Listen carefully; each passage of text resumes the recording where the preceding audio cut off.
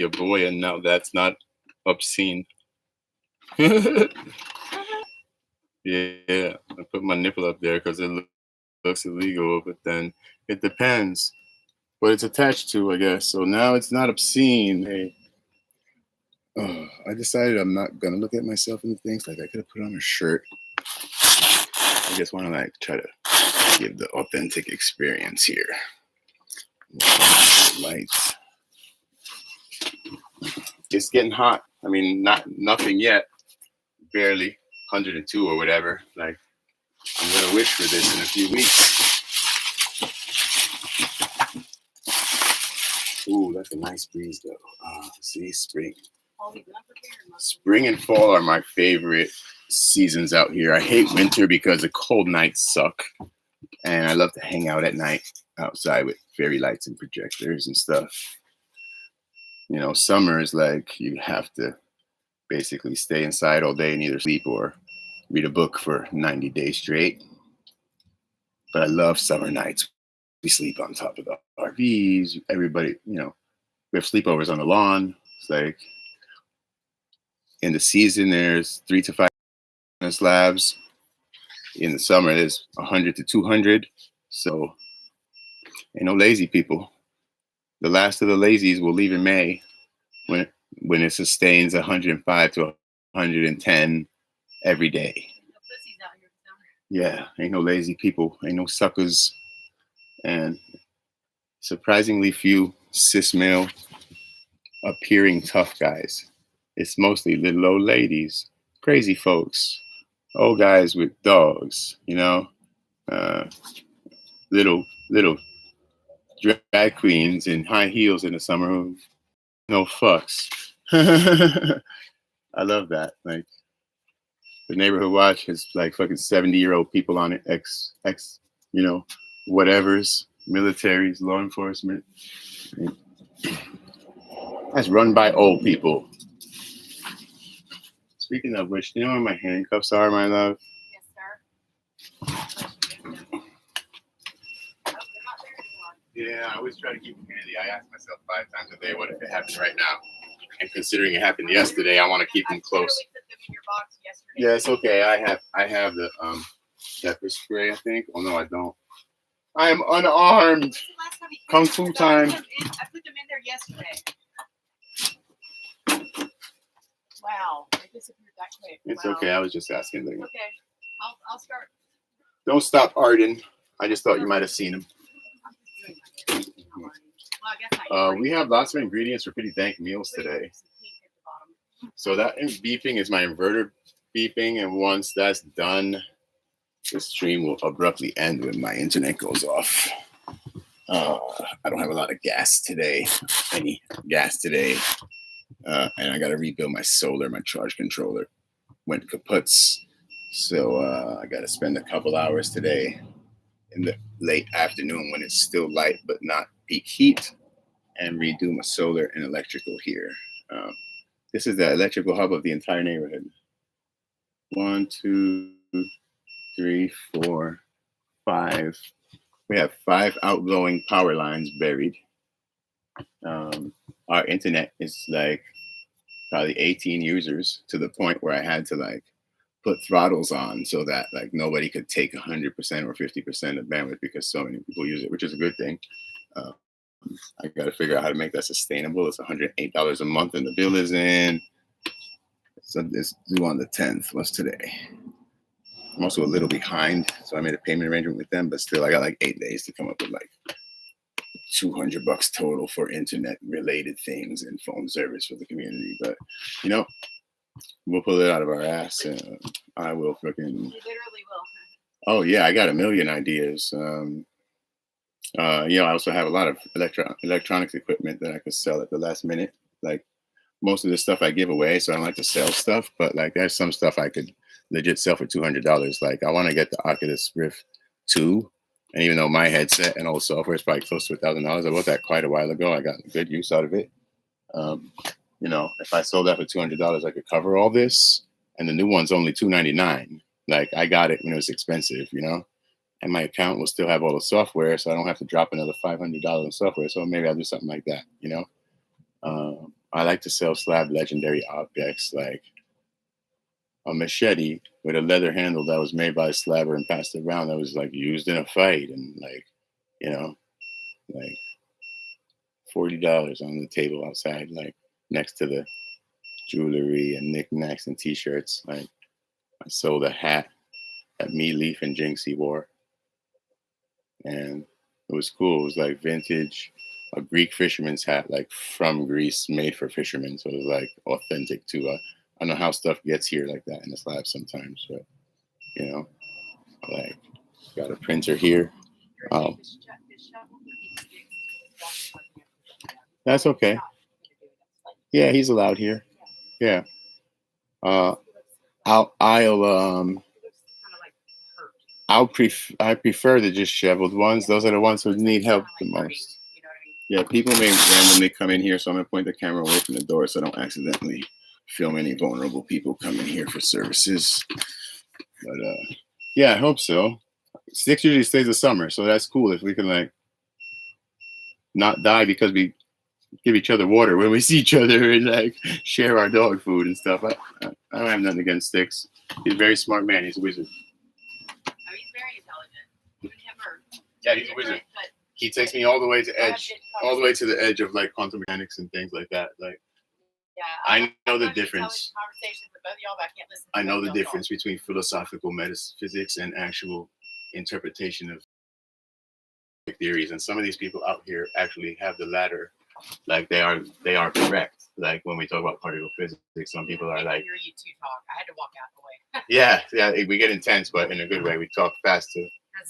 Because to me on my level, you'll talk to me on my level. Yeah, well, you talk to each other, you're talking on your level. You're one of the most brilliant people I know, my love.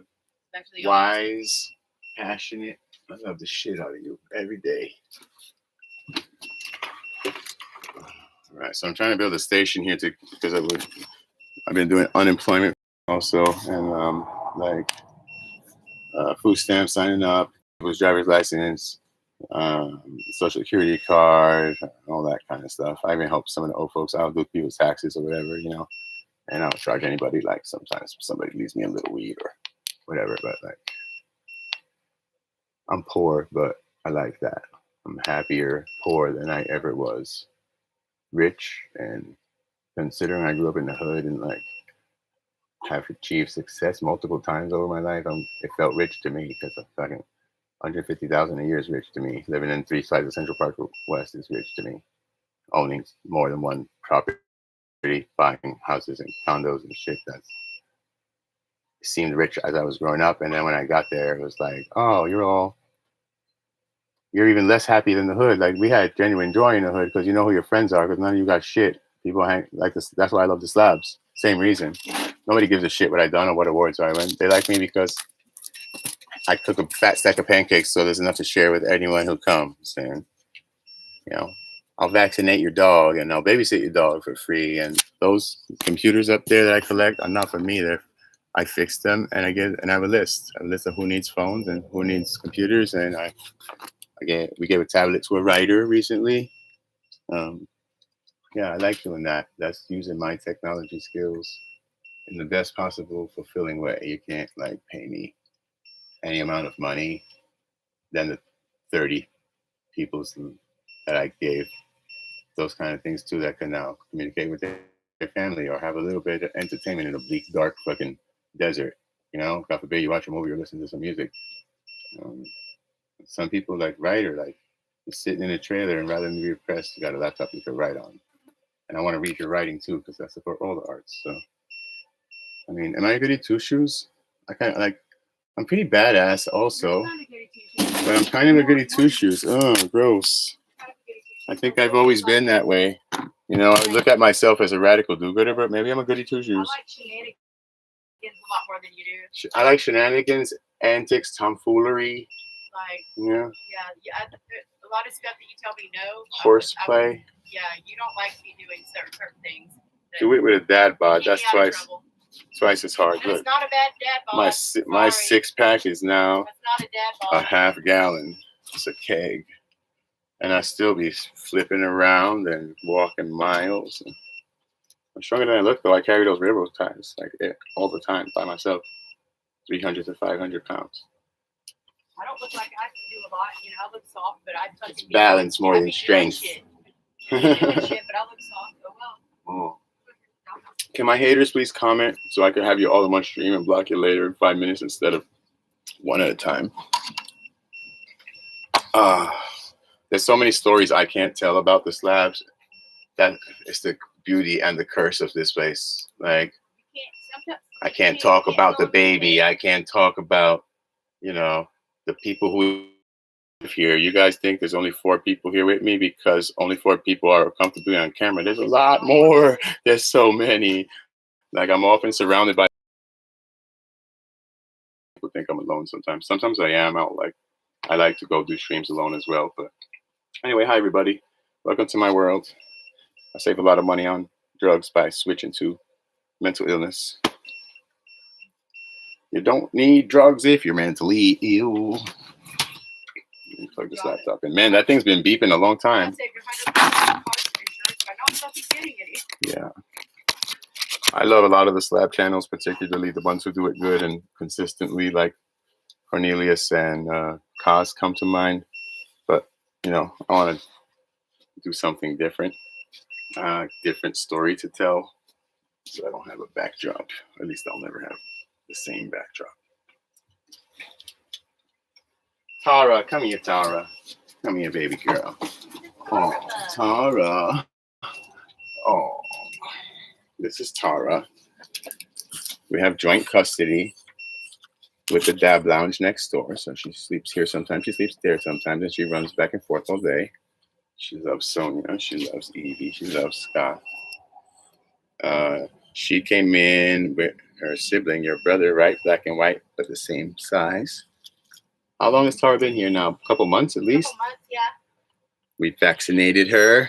Her mom got hit by a car, and she was abandoned with her sibling. So her sibling went to Flamingo, and this one went to the Dab Lounge. But one of the problems I have around here with the dogs is that, like, I'll foster a dog and love it, right? And, like, get it ready for, like, finding a home that loves them or needs them. And they run back to me and escape. So they got to hold them for a while.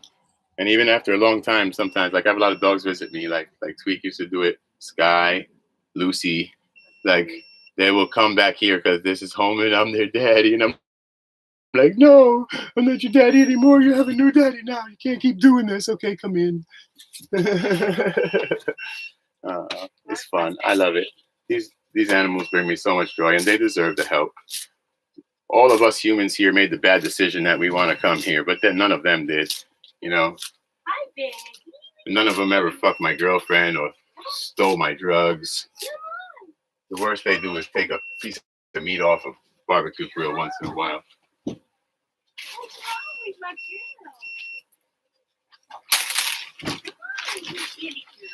Sorry, I'm not reading the comments. I just decided I wasn't going to today because I just want to wander around in a fog with a little narrative. And I'm a lightweight, man. Woof. That tiny little bit of weed got me super high. It's legal in California, so don't swat me, bro. The cops were here this morning, yesterday, too. And yeah, this morning and yesterday. Can't tell you why, but I'm still here, right? Yeah, I mean, we've been doing pretty good in the rescue department. I'm very proud of that. I don't know how long I could keep doing it. Thank God I have a lot of support from a lot of people here. That's why I always try to do the right thing, because eyes are on me and I live among my heroes here. And, you know, I don't want to disappoint Andra, Bill the Bill, Cornelius, Nova, Dan, Hollis, you know, Mojo, Shannon and Spider, Ron from the Mountain, Cause. I don't want to disappoint people I look up to. So it keeps me accountable.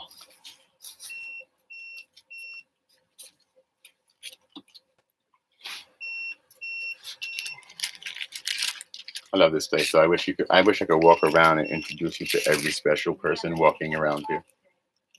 Oh, good. We got some traffic out there. Maybe somebody should hit an art table out. It's super hot.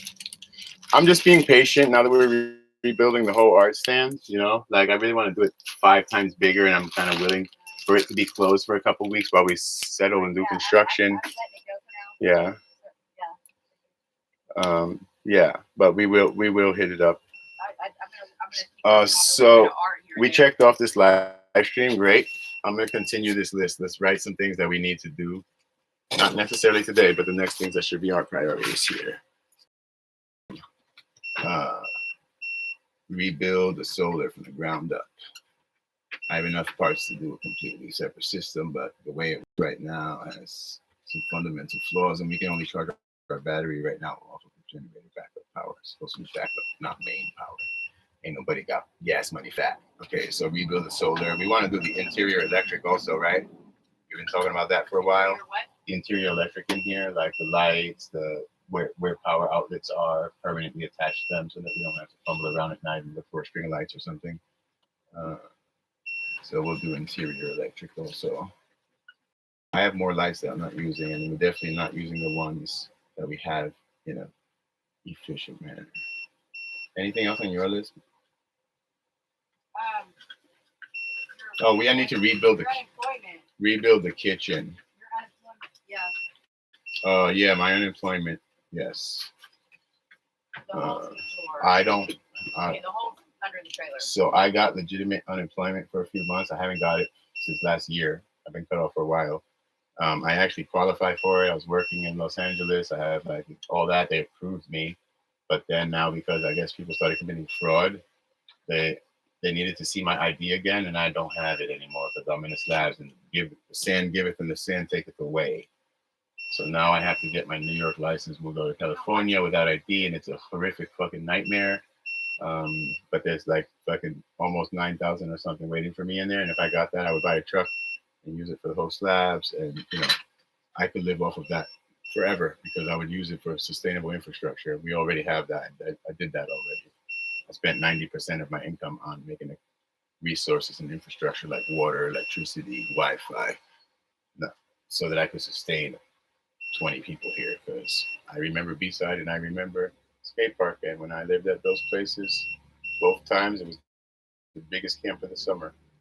I don't want the biggest camp of the summer, but oh shit, look at us now. Wait a minute, we're doing our calculations. People are leaving. We're covering each other's backs while some slabbers take the summer off. And what do you know? Lewis is going to be in the biggest camp in the slab of the summer again, like the other 3 summers. That's good, because it's not my camp, and we run here by democracy, and I can't let anybody live here or kick anybody out without sitting in a circle with everybody who. And the only way I could do that in good conscience. So I can't kick nobody out of here by myself. I could be a dictator. I built the camp technically. I put the tires out. I was here first, all that bullshit. Yes, it was sand and rocks literally 12 months ago today. But it's not any like B-side skate park.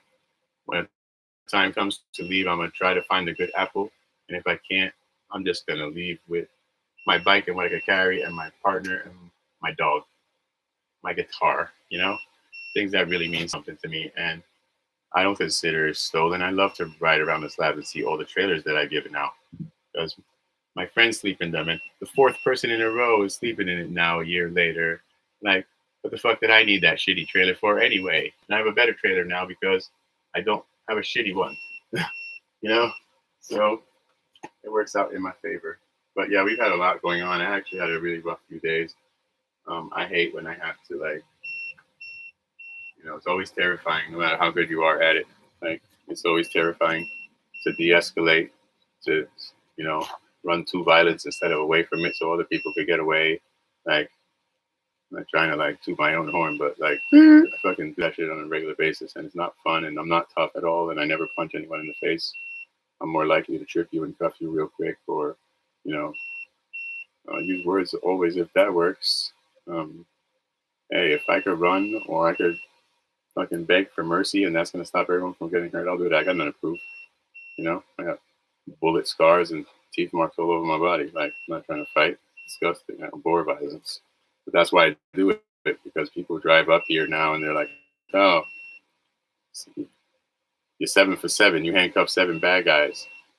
They think none of those are all preventing violence.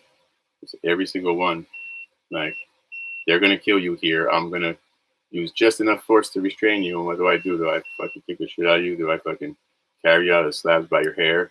Do I fucking throw you in a canal? Do I fucking put a bullet in you and bury you? No. I sit you down in my house for 2 hours and say, listen, I'm the nicest person you're going to meet today. How can I help you? You have family we can get you to? What's your issue? Like, what can I do so that I could go back to cooking dinner to not break people's windows out? You know, and those people can afford to replace their trailer windows because you didn't sleep last night, or you did too many drugs, or you have schizophrenia, you know? And I'm glad, because a lot of those people are my friends. I know I'm doing the right thing, because 7 people in the slabs have stood 5 feet away from me and said, you ain't getting those handcuffs on me. And 7 people, by the fucking luck of Buddha, have all been wearing them 30 to 60 seconds later without major injury. You know, that's scary. I learned that in the projects. Do you know what's more dangerous than being in a gang in the projects in the Bronx when I was a kid? Not being in a gang. Because you have 0 protection. You know?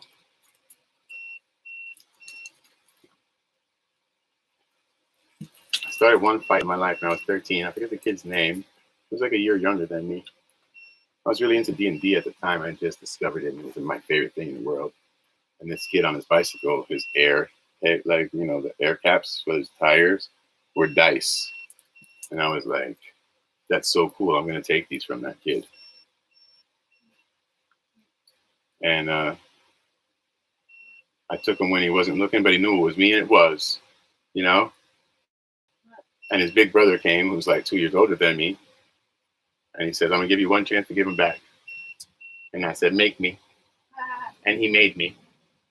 And that's the only one-on-one fight I ever lost in my life. And that's the only one I ever started in my life. So all that violence, all these scars are defense of myself and others. And it's horrific, but like, I like to do it. It's terrifying every time. I wish I could love my lady, feed these dogs, and play music with my friends. But people are stabbing animals out here sometimes. It's rare, but you know, monsters exist. People are raping not only women, but men and children too. What do I do when 15 old folks who have been here for 30 years say, Louis, please help us? This guy's terrorizing us. He punched me in the face. And he came in my house in the middle of the night, punched me in the face, and pepper sprayed me and robbed me. What am I supposed to say to her? Am I a slabber or not? You know? Do I let her fight? She's fucking 4'8". The person who got assaulted by cats. Oh, yeah. Elder slabber, and it was 15 of them. All people I love and respect and look up to, and I'm trying to be you when I grow up. Because I'm entering my 4th year, and it feels like 40 years in the slabs. I can only imagine what some of these people, the shit that they have seen. They must be doing something right. And I know if I do it, because there are other people who do it too, and I don't. And I think it's very tragic that sometimes we get the shit kicked out of them or even killed for committing a crime out here because they don't call the cops. And if you rape somebody's child, you might end up in a hole, and you probably will. And ain't nobody gonna fucking call the cops on you. Everybody's gonna look the other way, because that's what happens when you rape slab children. Ask Mike Dibble. Sorry.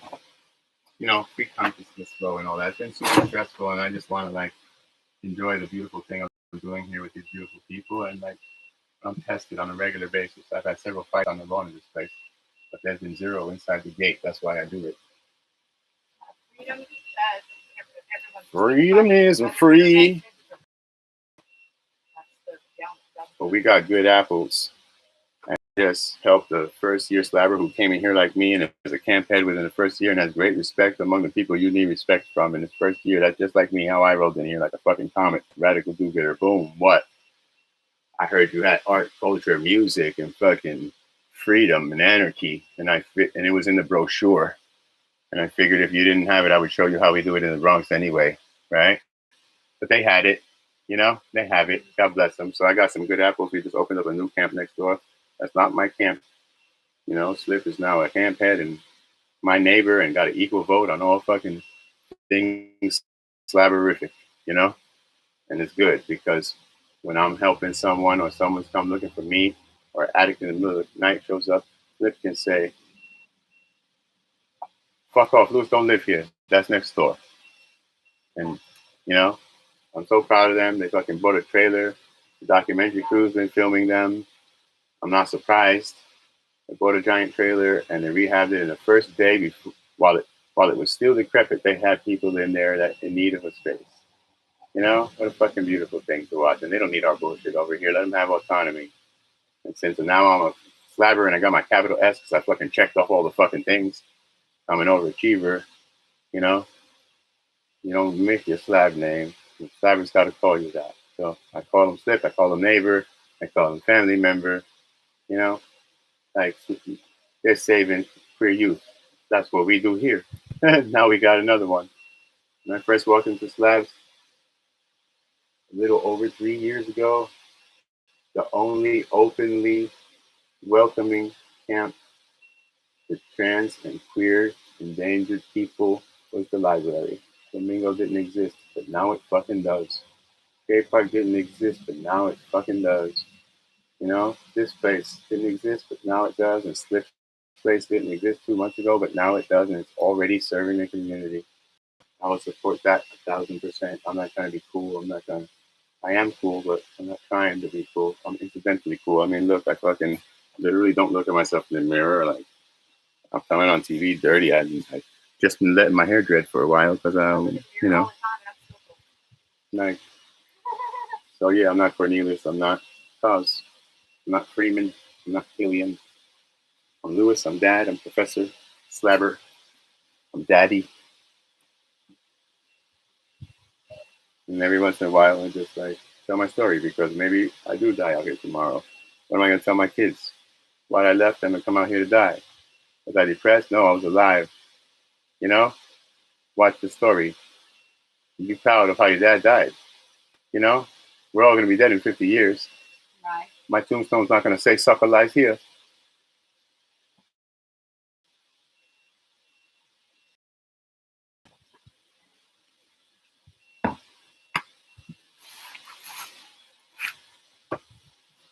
Alliances change so fast out here, like Game of Thrones too. It's like Game of Thrones. People Game of Thrones. people I was enemies in Swift or neutral towards in season 1 are now close trusted allies, and people I were close trusted allies are now enemies or neutral. And every year it's just like the camps fucking shake, and wherever the fucking peace lands, there's now a, you know, this person broke up with this person, and it's now with this person, and everything's different and changed, but it's all the same again. But there's some people who are here year after year after year. That's why I watch, whether I like you or not. Have you been in the Slabs over 5 years? Are you operating in commercial business? Do you give to the community, and how do you do that? And what do they all have in common? What is the Ponderosa, the hostel, community cause, the library, the range? What do they have in common? Well, most of them have clear designated public and private areas. So I should do that. And most of them have some kind of secure perimeter, even if it's open. There are clear borders and walls. There are clear entrances and exits. They are well engineered. There tend to be a lot of straight lines, which I don't build in straight lines. I build organically. But there seems to be a lot of construction expertise in the ones that last. Like Spider's place that's a person who's a carpenter lifetime. He didn't just start doing that here, I assume. Like Spider and Shannon and everybody at the Ponderosa's back, and Daniel, they all have carpentry hardcore skills. All their stuff is good. Like, look at that stage. They put up a stage in a week, and it's fucking amazing. I've had fucking a year here, and I still don't have a ceiling.